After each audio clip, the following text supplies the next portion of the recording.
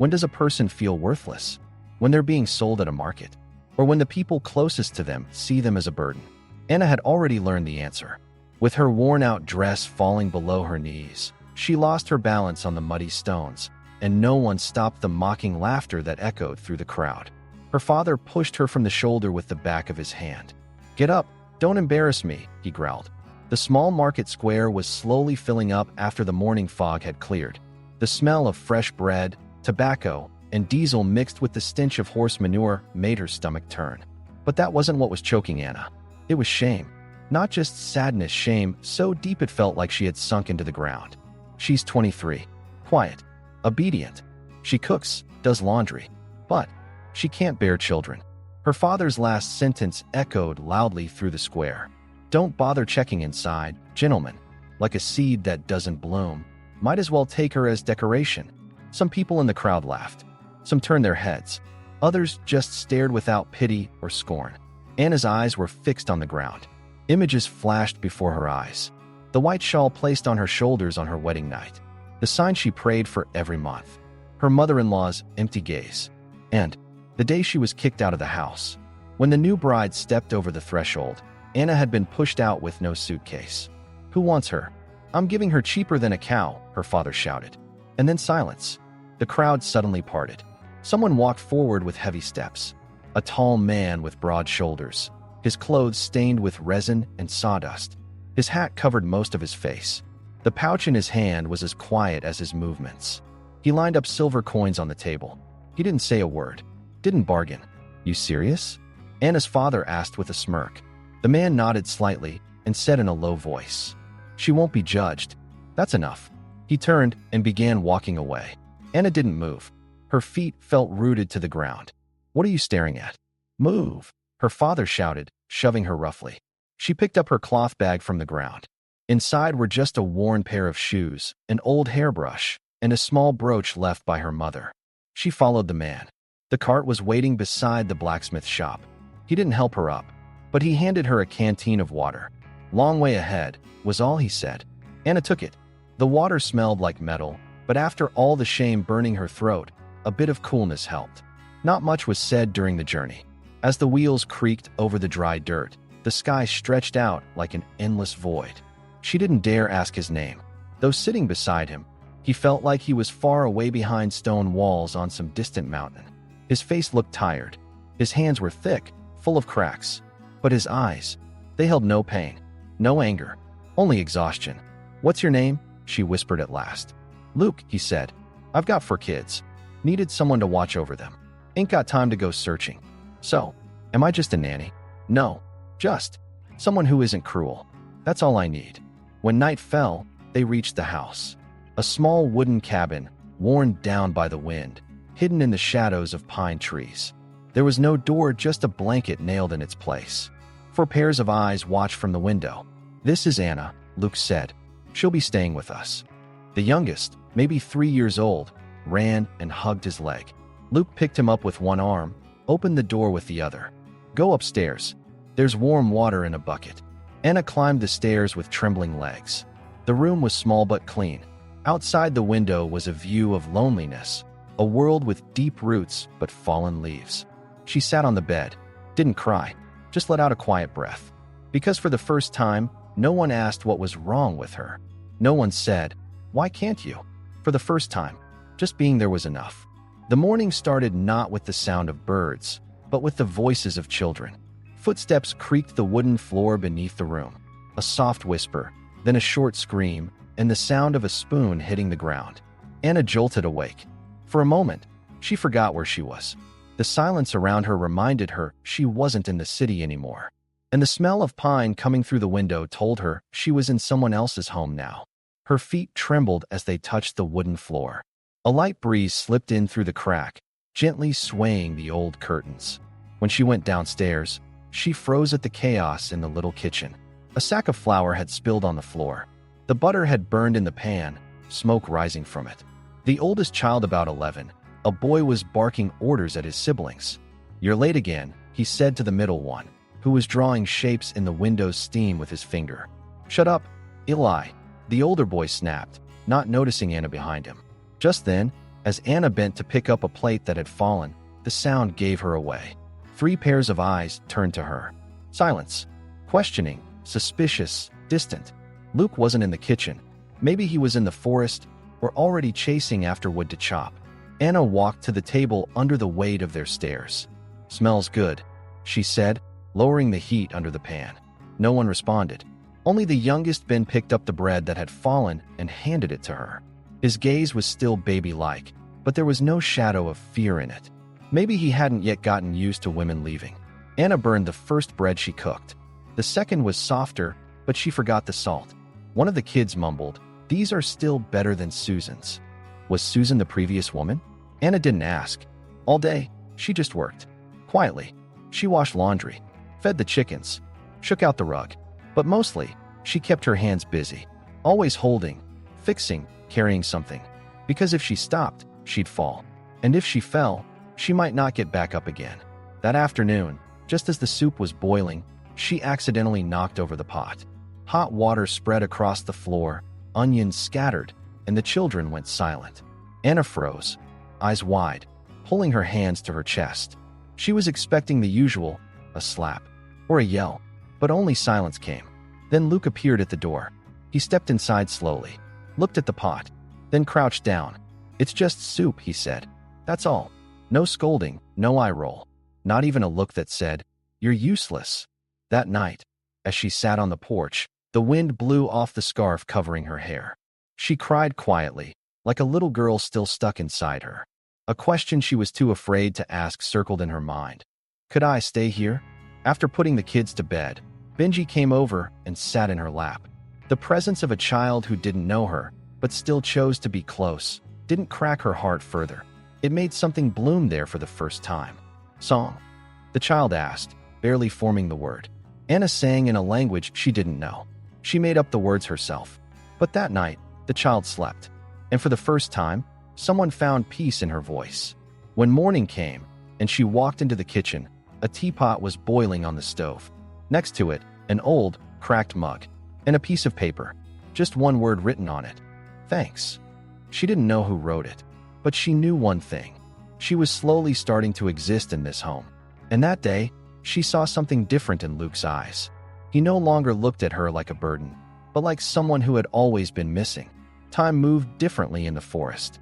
Days weren't measured by calendars, but by the growing piles of firewood, the number of hens laying eggs, or how deep the mud was after the rain. Anna's sense of time was slowly syncing with the rhythm of that house. Every morning, she woke up before the sun. First, she lit the stove, then walked quietly through the house. She could now feel the small hands reaching for pot lids without seeing them. Her hands moved early, like a mother used to danger. But she still wasn't a mother. Not yet. Josie, the oldest, still avoided eye contact and spoke to her like she was giving orders. Eli, the middle child, was more open but didn't trust her. He was always testing her, always watching. Hannah, the little girl, was the only one close to her. She clung to Anna's skirts, asked her to braid her hair, and could only fall asleep to Anna's voice at night. And Ben had accepted Anna from the very first day. Maybe he was too young to remember his mother. Maybe his soul had learned that being a mother wasn't about giving birth, it was about kindness. That morning, while Anna was getting Hannah ready for school, she noticed the girl had a fever. Her cheeks were red, and her breathing was uneven. "I think you should stay home today," Anna said softly. But Josie objected. "We always went even when we were sick. That's what Dad taught us." Anna sighed. "Well, I'm here now. Maybe the rules can change a little." Josie turned his head away, but quietly picked up his bag. As he walked out the door, he muttered, "Don't forget what Dad said." The words hit like a bullet in her chest. Anna didn't say anything, but thought to herself, "I haven't forgotten. But not everything we remember is right." As the day went on, Hannah's fever climbed. She squirmed restlessly, soaked in sweat. Anna didn't panic. She stayed calm, crushed dried mint leaves, boiled water, soaked cloths, and placed them on Hannah's forehead. She didn't leave her side all night. Luke came in a few times to check, but didn't say anything. He just leaned against the door, rubbed his hands together, his eyes full but silent. Just before dawn, Hannah's breathing evened out. When she opened her eyes, the first word she said was, "Anna." Then she mumbled, "Is there pancake smell?" Anna laughed, softly but truly. It was the first time she had ever heard her name spoken so gently by a child. There was a surprise waiting in the kitchen at breakfast. Luke had left pancakes on the table. Next to them, a small note. "We owe you." That day, Anna made a decision. She went out to the garden.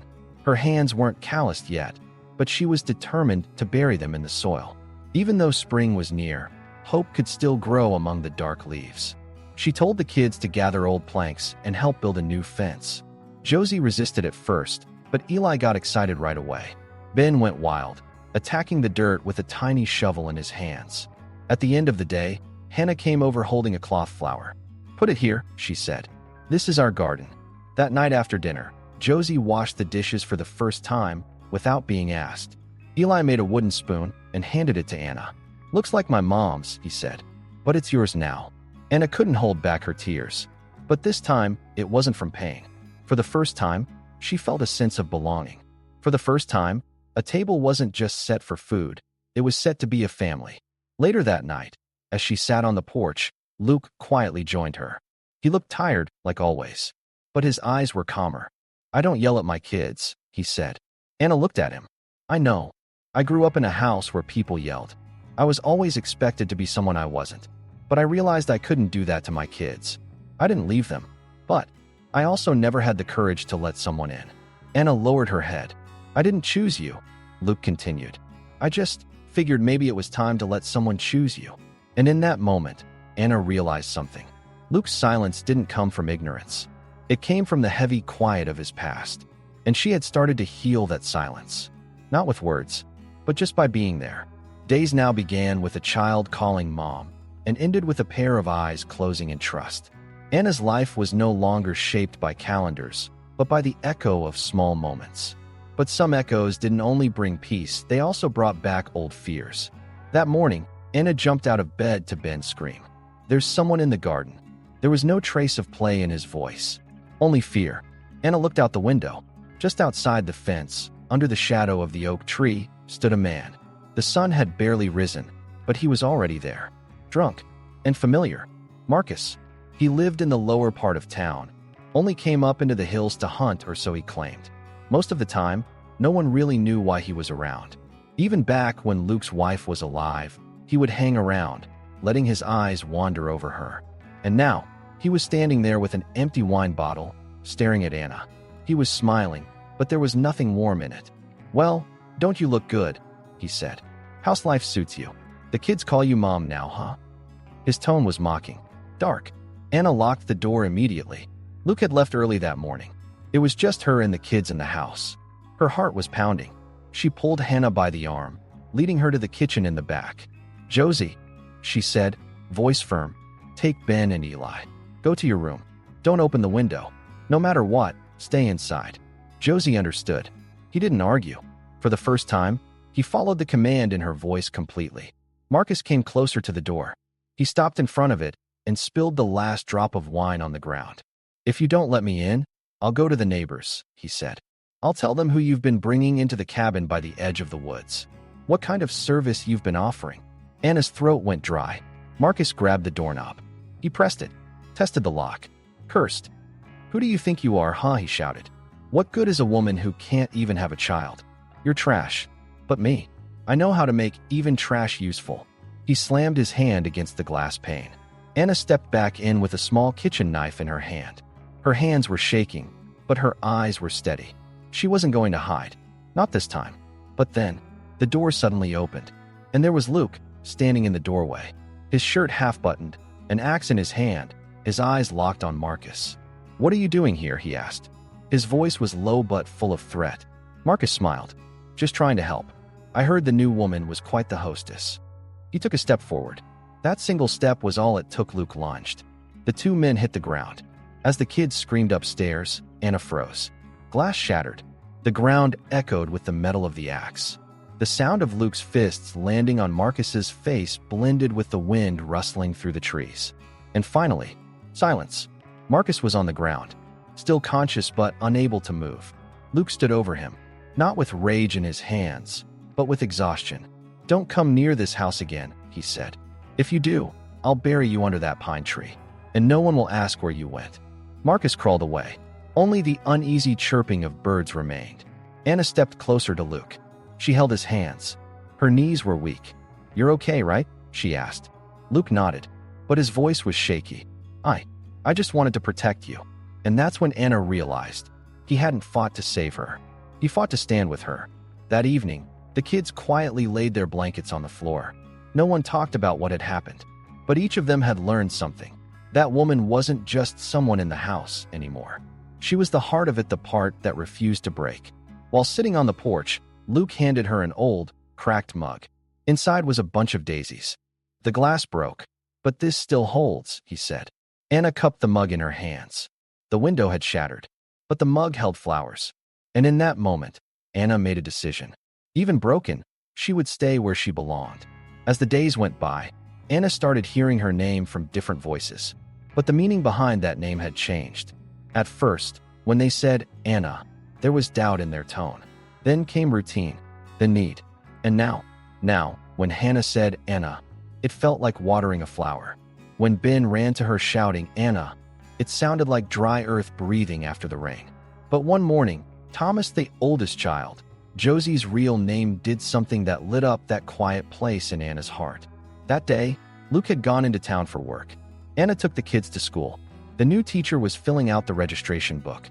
Thomas was fidgety. As always, he was quiet, but there was a spark in his eyes. "What's your name, dear?" asked the teacher.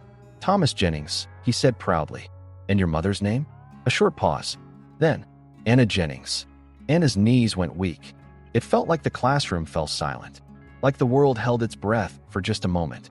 The teacher looked up, confused. "Is she your stepmother?" Anna couldn't answer, but Thomas was certain. "No, but she doesn't have to be. She's our mom. That's what we call her." She stayed. She didn't leave. The teacher didn't say anything. She just wrote, "Anna Jennings." That's how it went into the records. And in that moment, Anna understood something. Family wasn't made only through blood. It was woven with love, kindness, and the choice to stay. When she got home, Luke was in the kitchen. He stood near the door with a piece of wood in his hand. He was carving something. Anna walked up to him. She didn't ask what he was making. She just sat down and waited. They sat together in silence, the crackling fire speaking between them. After a while, Luke handed her the wooden piece. On it, it said, "I choose you. Every day, in every wound, in every morning." Anna closed her eyes. A single tear slipped down her cheek. But this time, it wasn't for the past. It belonged to this moment. That evening, after the kids were asleep, they sat on the porch. Luke finally spoke. "When I first saw you, I thought you were something I couldn't fix. I thought the same about myself," Anna said. "Then I watched you, with your quiet, your patience cutting burnt bread in the kitchen, your smile listening to the kids' dreams." He paused, then looked up. "You know what?" he said. "I don't just want to protect you anymore. I want to belong to you. I want to step out of my shell and become us with you." Anna smiled and slowly took his hand. "I want to protect you too," she said. "From your past, from your loneliness, from your silence." And then they kissed, not in a grand, movie scene kind of way, but real. A closeness born not out of fear but trust. Two worn-out souls, finally finding one another. That night, Anna quietly placed a notebook by Luke's bedside. On the first page, she had written, "Once, I had never been chosen. Then a man came. He didn't ask my name. He didn't ask about my past. He just said, 'Will you stay?' And for the first time, I said yes. Without fear, with pride. Years passed. Spring came and went again and again. But one thing remained. Anna's garden. At first, it had been just a patch of soil dug up for hope, with only a few green sprouts. Now, it felt like the voice of a vibrant world. Vines curled around the fence, sunflowers stretched like they were challenging the sky, rows of beans, tomato seedlings, mint, sage. And in between, toys scattered among the wild weeds. The children had grown. The toys had stayed. Every morning, Luke would watch her from the porch. In his eyes wasn't pride but gratitude.